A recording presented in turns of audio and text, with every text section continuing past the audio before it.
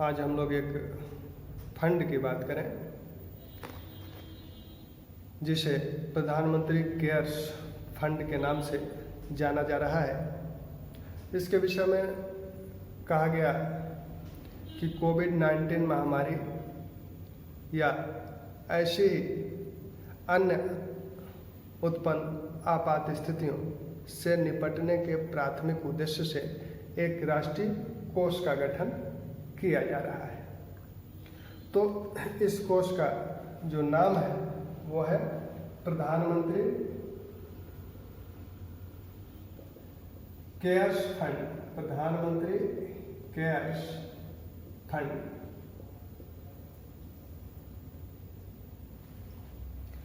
इस फंड पर बात करने से पहले कुछ बातें इस वीडियो के संदर्भ में आपसे करनी है।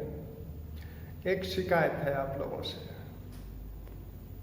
आप इस परिवार के सदस्य हैं, इसलिए शिकायत कर सकता हूँ।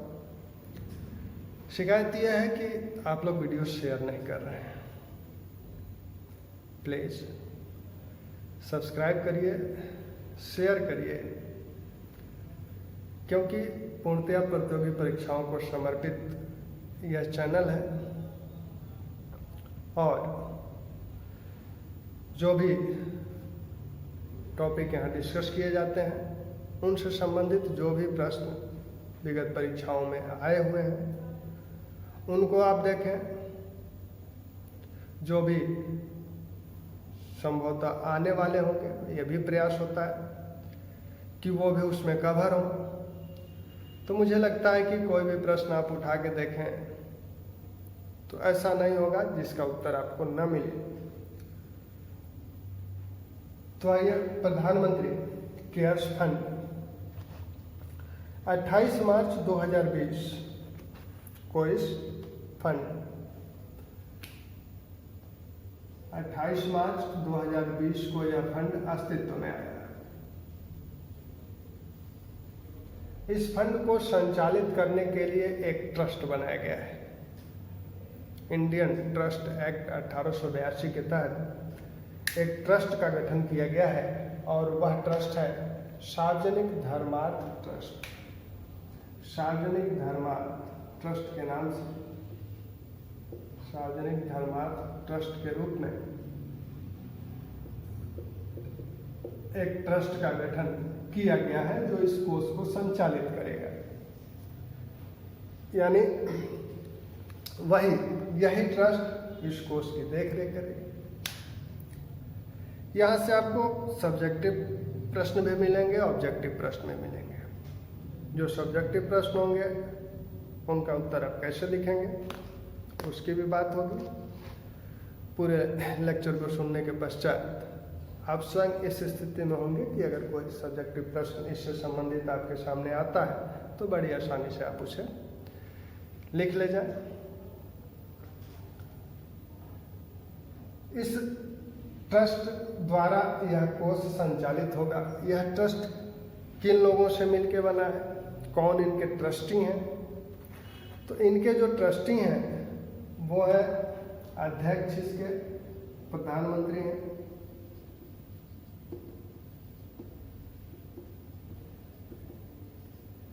सदस्य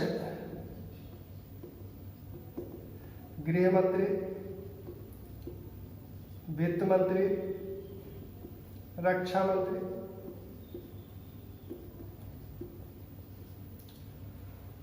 आगे यह भी कहा गया है कि विभिन्न क्षेत्र के विशेषज्ञों को भी इसमें सदस्य के रूप में नामित किया जाएगा। स्वास्थ्य क्षेत्र के, समाज कल्याण क्षेत्र के जो विशेषज्ञ होंगे उन्हें भी इस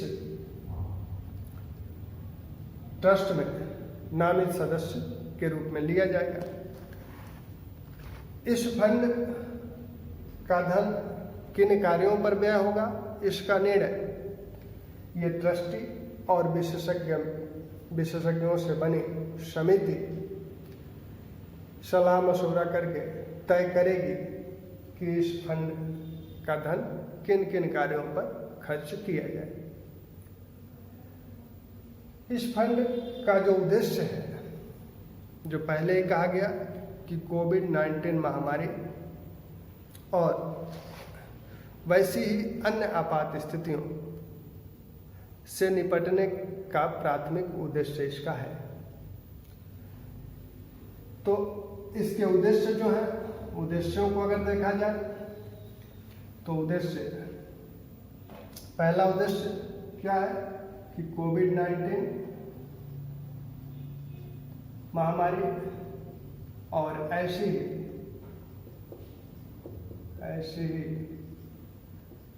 अन्य आपात स्थिति से निपटने के प्राथमिक उद्देश्य से इसका गठन किया गया है।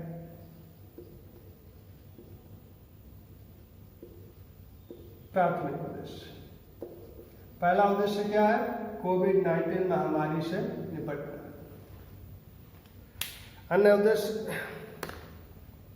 के रूप में यह कहा जा सकता है कि आपदा प्रबंधन क्षमता को मजबूत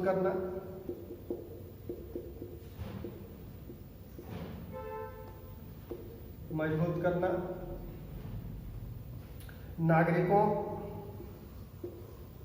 नागरिकों के सुरक्षा संबंधी शोध को प्रोत्साहित करना,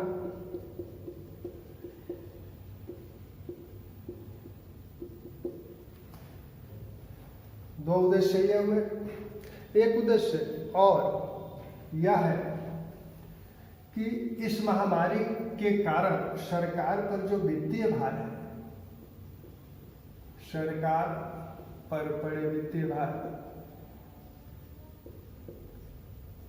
भार को कम करना।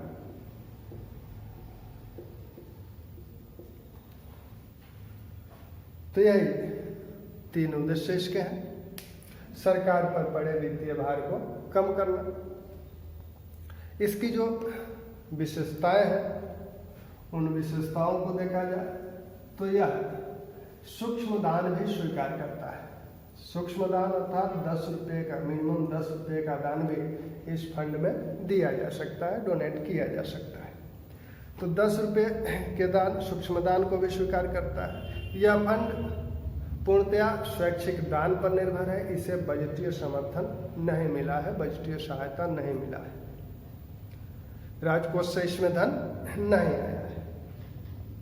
तो जनता, संस्थाओं, कंपनियों, निगमों के स्वैच्छिक दान पर यह फंड निर्भर है। तो स्वैच्छिक दान पर निर्भर है। स्वैच्छिक दान कैसा हो सकता है? वो सूक्ष्म दान भी हो सकता है। सूक्ष्म दान 10 रुपया तक, मैक्सिमम की कोई सीमा निर्धारित नहीं है। जो भी व्यक्ति इसमें दान देगा, अब दान देगा वो किन तरीकों से दे सकता है? इसका जो बैंक खाता है वो दिल्ली स्थित स्टेट बैंक, भारतीय स्टेट बैंक के मुख्य शाखा में है।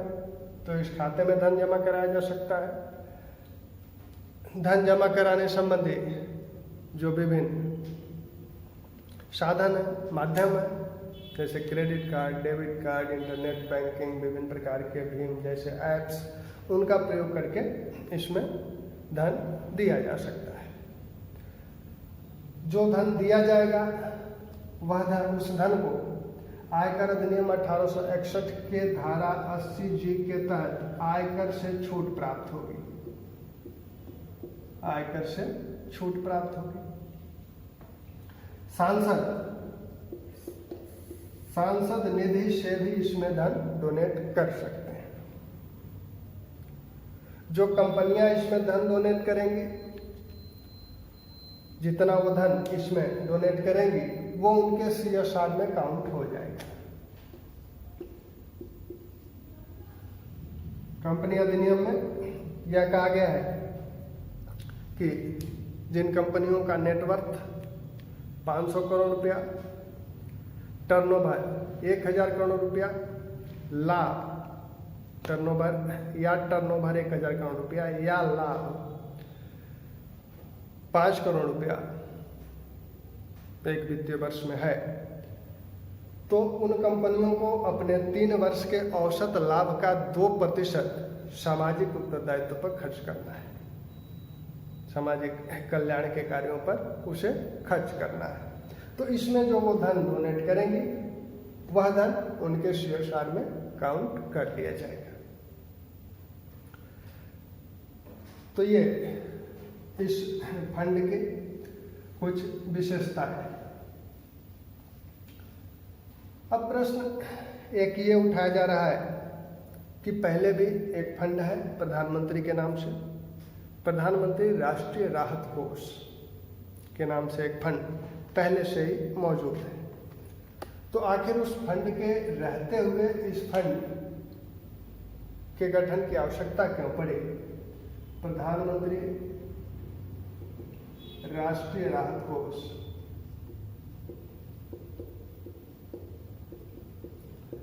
1948 में इस कोष का गठन किया गया था। यह भी पूर्णतया स्वैच्छिक दान पर ही निर्भर है। इसमें भी जो धन डोनेट किया जाता है वह धारा 80G के तहत आयकर से छूट प्राप्त करता है। 1948 में प्रधानमंत्री पंडित नेहरू थे, तो पंडित नेहरू के आह्वान पर इस कोष का गठन किया गया था। जो प्राथमिक उद्देश्य था वह यह था कि पाकिस्तान से जो विस्थापित आए थे उस समय उन्हें सहायता उपलब्ध कराना। आगे चलकर इस कोष से अन्य जो आपदाएं हैं, जैसे बाढ़ है, सूखा है, सुनामी है, इस तरह की आपदाओं में इससे सहायता उपलब्ध कराई जाती रही। साथ में कुछ गंभीर बीमारियां जैसे हृदय संबंधी बीमारी, कैंसर आदि में भी रोगियों को इससे सहायता उपलब्ध कराई जाती रही। तो यह तो पहले से था ही, इसमें धन भी है। ऐसा माना जा रहा है कि अभी 3800 करोड़ रुपया इसमें है। यह उस धन को बैंकों में रखता है और वहां से इसे कुछ मिलता रहता है, ब्याज के रूप में, इंटरेस्ट के रूप में। प्रधानमंत्री केयर्स फंड की का गठन के पीछे जो एक कारण है उसमें प्रधानमंत्री द्वारा किए गए ट्वीट में उस पर प्रकाश पड़ता है। प्रधानमंत्री ने कहा कि मुझसे अनेक लोग संपर्क किए कि हम इस महामारी में सहायता करना चाहते हैं। वो लोग इस महामारी में सहायता करना चाहते थे और यह फंड जो है विभिन्न आपदाओं के संदर्भ में कार्य करता है। आवश्यक नहीं कि इसमें जो धन दिया जाएगा वह सिर्फ इस महामारी पर ही खर्च होगा, अन्य आपदाओं के संदर्भ में भी वह धन खर्च होगा। तो वो लोग जो सिर्फ इस महामारी के लिए डोनेट करना चाहते थे उनका आकर्षण इस कोष के प्रति नहीं रहता, तो इसलिए इस फंड का गठन किया गया। दूसरा जो एक पक्ष है वो यह है कि प्रधानमंत्री अपनी लोकप्रियता से एक नए फंड का गठन करना चाहते थे जिससे कि उससे लोग उसकी तरफ आकर्षित हो कि प्रधानमंत्री ने इसे गठित किया है, प्रधानमंत्री का यह आह्वान है। वो आह्वान इसके लिए भी कर सकते थे, लेकिन संभवतः उतने लोग आकर्षित नहीं होते जितना कि एक नए फंड के गठन से उनमें आकर्षण बना। तो ये दो कारण हो सकते हैं इसके गठन के। इनमें अंतर क्या है दोनों में? संरचनात्मक जो अंतर है उसमें यह जब कोष गठन किया गया था तो उस समय इसका संचालन एक समिति द्वारा किया जाता था, एक परिषद द्वारा किया जाता था, जिसमें प्रधानमंत्री थे, उप प्रधानमंत्री थे, कांग्रेस पार्टी के अध्यक्ष, टाटा ट्रस्ट जो है उसका एक ट्रस्टी और व्यापार समूहों के भी एक प्रतिनिधि होते थे। 1985 में आकर जब राजीव गांधी प्रधानमंत्री थे तब इस कोष का संचालन पूर्णतया पीएमओ से होने लगा, प्रधानमंत्री कार्यालय से होने लगा, यानी पूरी तरह से यह प्रधानमंत्री की इच्छा पर निर्भर हो गया। यहाँ इस कोष के संचालन में इसकी अपेक्षा अधिक लोकतांत्रिक प्रवृत्ति देखने को मिल रही है, क्योंकि यहाँ ट्रस्टी प्रधानमंत्री जो हैं सेटलर के रूप में कहिए, उनके साथ जो अन्य ट्रस्टी हैं, वित्त मंत्री, गृह मंत्री, रक्षा मंत्री, अन्य जो विशेषज्ञ इसमें नामित किए जाएंगे, ये सब मिलके ये तय करेंगे कि इस फंड से धन किन मदों पर किस संदर्भ में किया जाए। तो ये एक अंतर है। दूसरा अंतर ये सूक्ष्म दान भी स्वीकार करता है, ये नहीं करता। इसमें सांसद निधि से धन नहीं डोनेट किया जा सकता सांसदों द्वारा। कंपनियों का जो CSR है, इसमें कंपनी द्वारा दिए गए धन को इसमें CSR के रूप में नहीं काउंट किया जाएगा। तो इस तरह से ये कुछ सामान्य से अंतर है। इस फंड के गठन के पश्चात एक अध्यादेश भी जारी किया गया।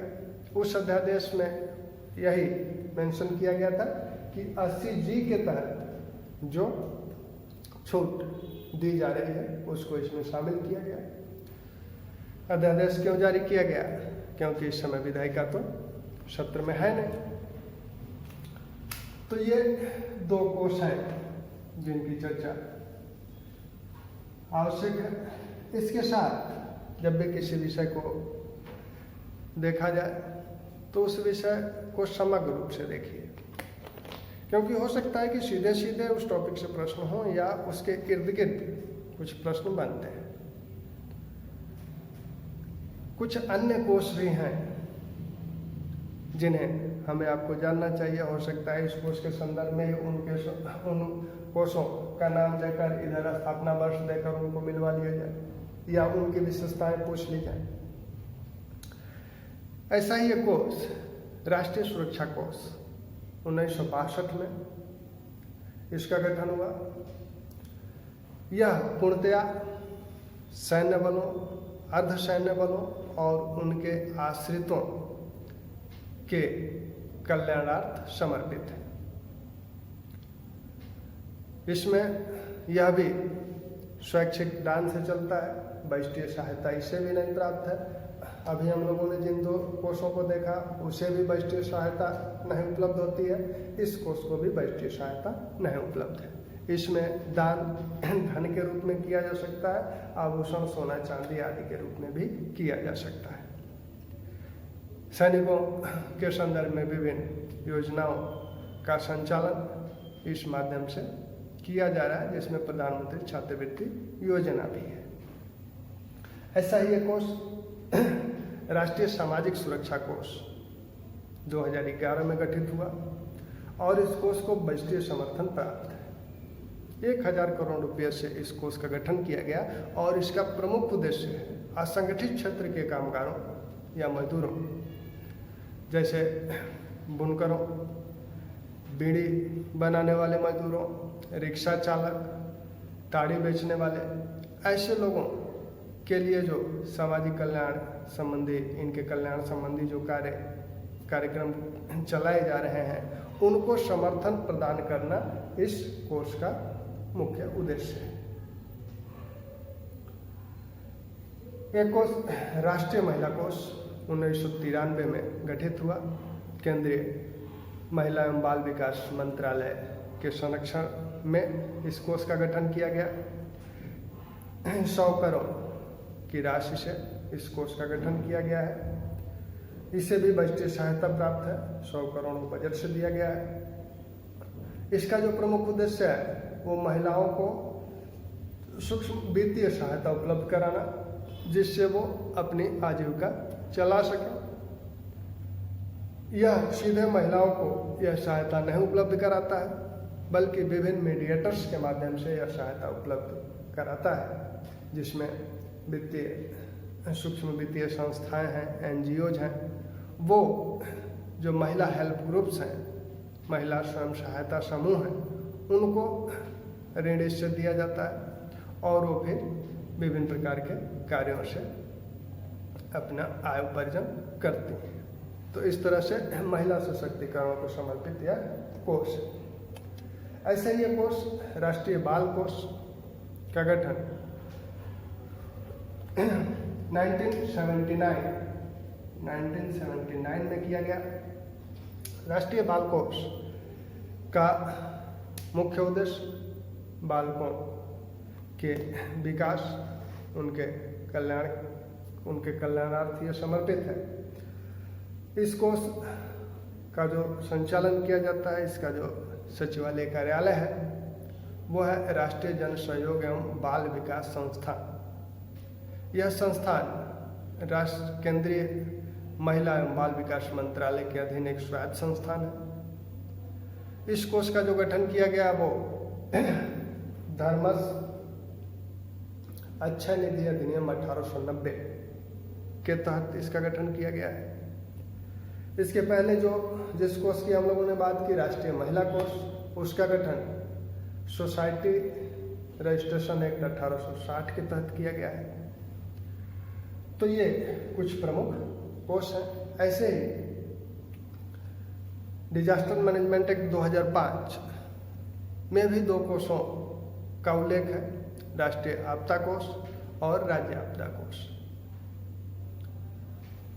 तो ये विभिन्न प्रकार के कोष हैं जिनको थोड़ा सा ध्यान रखना आवश्यक है।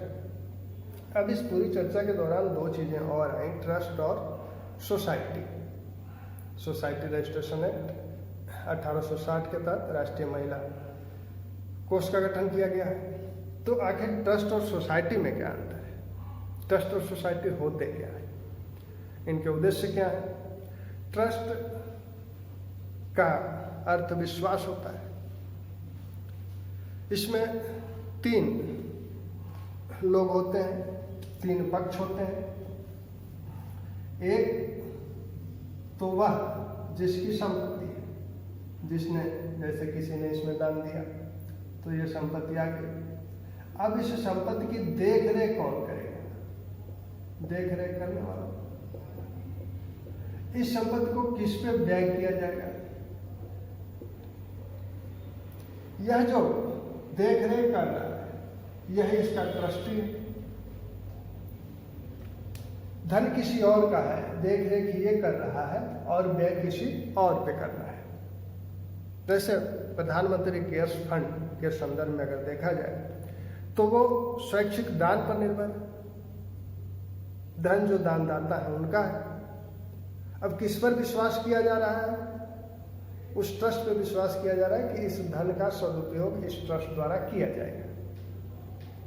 किस संदर्भ में किया जाएगा? कोविड-19 महामारी से निपटने के संदर्भ में किया जाएगा। तो कोविड-19 महामारी से निपटने के संदर्भ में यह उस पर व्यय करेगा।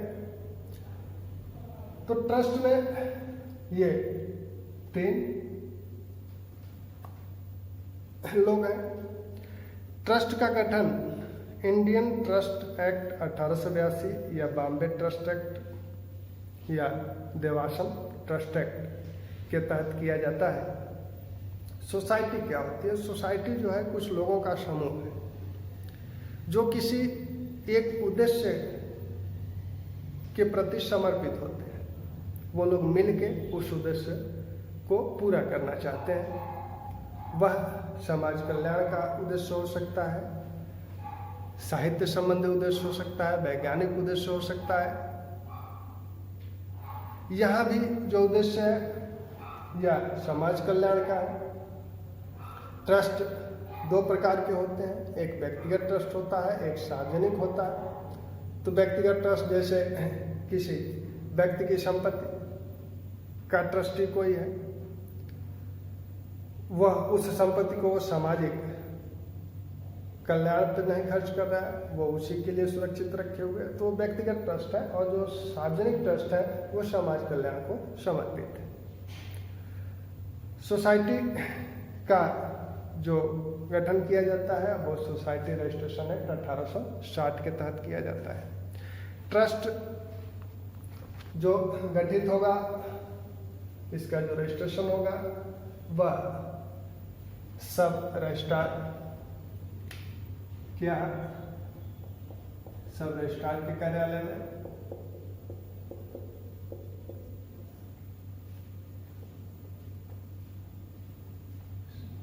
जहां इसको रजिस्ट्रेशन कराना है वहां उस क्षेत्र के सब रजिस्ट्रार कार्यालय में इसका रजिस्ट्रेशन होगा। रजिस्ट्रेशन के समय कम से कम 2 व्यक्तियों की आवश्यकता होगी, 2 ट्रस्टियों की आवश्यकता होगी और 2 गवाहों की आवश्यकता होगी, यानी मिनिमम 2 लोगों से एक ट्रस्ट का गठन किया जा सकता है, जिसमें से एक सेटलर बोला जाएगा।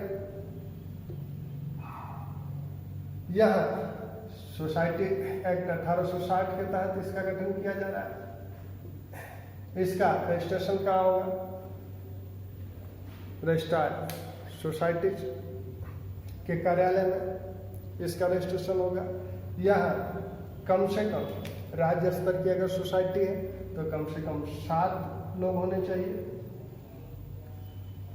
7 सदस्य होने चाहिए। अगर राष्ट्रीय स्तर की सोसाइटी के रूप में इसे रजिस्टर कराया जा रहा है तो कम से कम 8 होने चाहिए। 8 में से एक उसी स्टेट का जहां इसका रजिस्ट्रेशन कराया जा रहा है वहां का होना चाहिए, और अन्य जो 7 हैं वो 7 भिन्न प्रदेशों के होने चाहिए।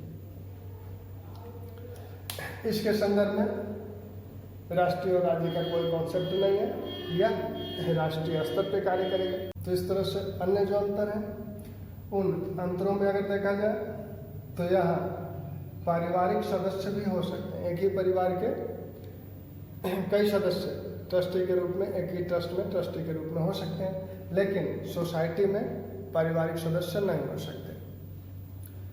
इस सोसाइटी में जो एनुअल रिपोर्ट है उस रिपोर्ट को और जो उसका ऑडिट है उसको ऑडिट कराकर उस पर प्रस्ताव पारित करके सोसाइटी ऑफ रजिस्ट्रार या रजिस्ट्रार ऑफ सोसाइटी के कार्यालय में जमा करना होता है। यहाँ ऐसी कोई बात नहीं होती है। अगर ऐसा किया जाता है तो अच्छा पारदर्शिता के इसको रिन्यूअल कराना होता है। यहाँ जो भी निर्णय लिए जाएंगे वो वोटिंग के माध्यम से लिए जाएंगे। सभी सदस्यों के अधिकार यहाँ समान होते हैं, वोटिंग अधिकार इनके समान है। यह सामान्यतः ऐसा होता है, लेकिन ऐसा भी हो सकता है कि किसी सदस्य विशेष को अधिक, किसी ट्रस्टी को अधिक अधिकार हो, सेटलर को अधिक अधिकार हो, तो इस तरह से यहाँ अधिकारों में भिन्नता हो सकती है या अधिकारों में भिन्नता नहीं हो सकती। दोनों में कोई विदेशी भी सदस्य हो सकता है। ट्रस्ट का संचालन कैसे होगा? ट्रस्ट के संचालन में एक जनरल बॉडी, एग्जीक्यूटिव कमेटी या बोर्ड ऑफ ट्रस्टी हो सकते हैं। यहाँ जनरल बॉडी, एग्जीक्यूटिव कमेटी हो सकती है। यहाँ अध्यक्ष, सचिवाद के पद होते हैं। यहाँ भी उस तरह के पद हो सकते हैं।